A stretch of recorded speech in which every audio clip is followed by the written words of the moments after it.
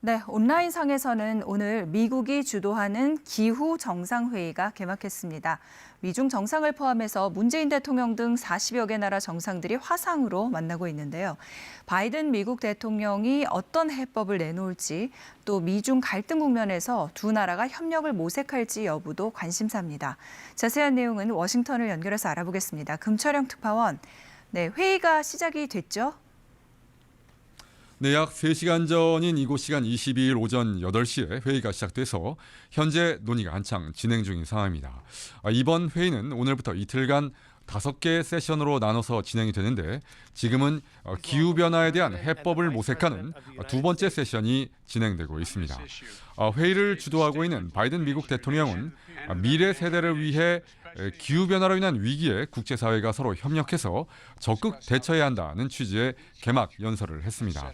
또 오는 2030년까지 미국의 온실가스 배출을 현재의 절반 수준으로 감축한다는 구상을 밝히기도 했습니다. 미국은 오는 2050년까지 이른바 이산화탄소 배출 제로 달성을 목표로 하고 있습니다. 이번 회의에는 한국을 포함해서 유럽연합과 중국 등 경제 규모가 큰 주요 40여 개국 정상들이 초청이 됐습니다. 네, 그리고 또 우리나라의 온실가스 감축 계획도 발표가 됐다고요? 네, 문재인 대통령이 기후회의 첫 번째 세션에 참석해서 온실가스 감축 목표를 밝히기도 했는데요. 관련 내용 한번 들어보시죠. 2030 국가 온실가스 감축 목표 NDC를 추가 상향하여 올해 안에 유엔에 제출할 것입니다. 한국은 지난해 NDC를 기존의 배출 전망치 기준에서 2017년 대비 24.4% 감축하겠다는 절대량 기준으로 변경함으로써 1차 상향한 바 있습니다. 그에 이어 2050 탄소 중립을 실현하기 위한 의지를 담아 NDC를 추가 상향하고자 합니다. 바이든 미국 대통령과는 화상으로 대면하는 자리이기도 했는데요. 문 대통령은 탄소 중립을 위해서 전 세계적으로 석탄화력 발전소를 줄여나갈 필요가 있다면서 신규 해외 석탄화력 발전소에 대한 공적 금융 지원을 전면 중단하겠다는 의지를 밝히기도 했습니다. 문 대통령은 동시에 석탄화력 발전 의존도가 큰 개발도상국들의 어려움이 감안되고 적절한 지원 방안이 마련돼야 한다는 언급도 내놨습니다. 네, 이제 전 세계 탄소 배출량 1, 2위 국가의 자리는 중국하고 미국이 차지하고 있는데요.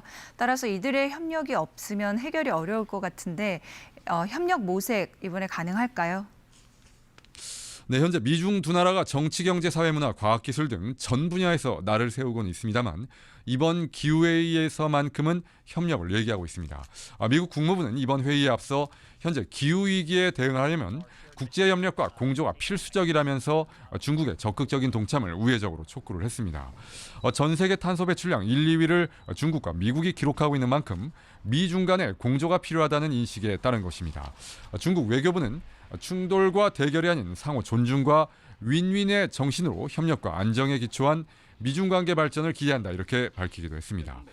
이번 회의에서 논의되거나 발표되는 내용들이 구속력을 갖는 것은 아닙니다. 하지만 이번 회의를 계기로 기후변화 대응에 있어서 미국이 주도하는 국제 공조의 틀은 어느 정도 갖춰질 것이다라는 분석이 나오고 있습니다. 지금까지 워싱턴에서 전해드렸습니다.